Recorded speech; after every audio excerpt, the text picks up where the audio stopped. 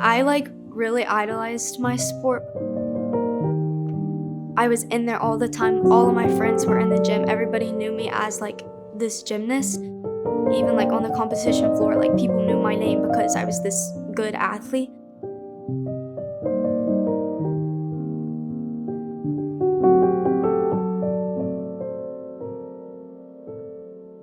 I was trying to get this new skill. I really wasn't ready for it, but I was like, I'm gonna do it, I had my mindset to it, so I was like, I don't care, I'm just gonna do it. I slipped, I ended up falling on my head. I just remember just laying there. Then I walked over to the corner and my neck hurt really, really bad. I've had 3 concussions within 15 months. So then each concussion I got, it was worse and the recovery was worse. So then it was just this complete fear, if I land on my head one more time. Whenever that got taken from me, I was like, I don't know who I am, because that was supposed to be my future. God took that away so quickly. I was like, okay, well now nobody loves me because I'm not this athlete that they all loved, I wasn't planning on going on the New York trip because one of our biggest meets are actually over the spring break time, but then I ended up getting injured and not able to compete all season. John mentioned something about the New York trip, and it was God was clearing that week for me to go, and I was like, okay, I'll go. I mean, you see a lot of excitement, a lot of first-time students on mission trips, never been before. I think there were a couple people that had never flown before. Charles, we appreciate you, Americans. This is the flight to New York City. I had never been in a city that big. That was my first time actually in the city. I'm a very anxious person in cities. I prefer the countryside. I'd never been to New York. That was my first time in New York.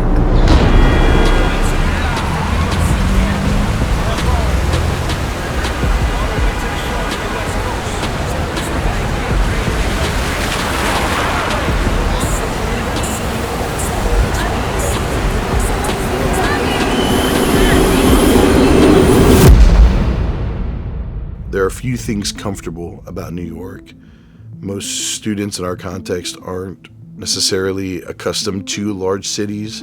Students need to see what it looks like to take the gospel into places where it's either never been or not well received. Reporting to you live from New York City, from the borough of Brooklyn, all the way to the shores of the West Coast. If it ain't King's dream, it ain't no dream. Hey yo, God always. We in the city, New York City, ain't no telling what you might see. Bronx up to Queens, Manhattan, rockin' with me. Moving through the borough, king, dreaming with my brethren. I might buy a Yankee fitted cap, and I don't watch baseball. Living like I'm crazy. Malachi, which one's large? We were helping families get fed and get food because a lot of people here are very low income, and so they don't have enough money to be able to afford these types of things. Just kind of helping out so that way we have something that might lead to the gospel conversation. Hey, 2 families, gray hoodie. I feel like the food pantry, at first, I was like, oh man, it's too cold for this. There's no way I'm gonna do it. And then, I don't know, as soon as I started working, and I saw the people, I was like, there's no way I can be ungrateful, and give up when I see the situations these people are living in. I've really gotta get out of my comfort zone and just push myself past my limits, to help other people. It was just a moment for me to realize that some people go through so much hard things, but just us being able to serve them with food or just have a conversation with them, it really helped them. Yes, help me and help the neighbors. Because some people can't come out, I take it with them. Yeah, so, and I'm glad what they're doing. Appreciate everything. Thank you. It's from my heart.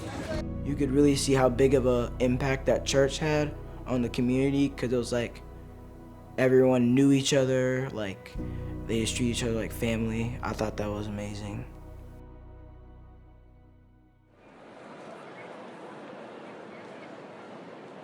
At Grand Central, it's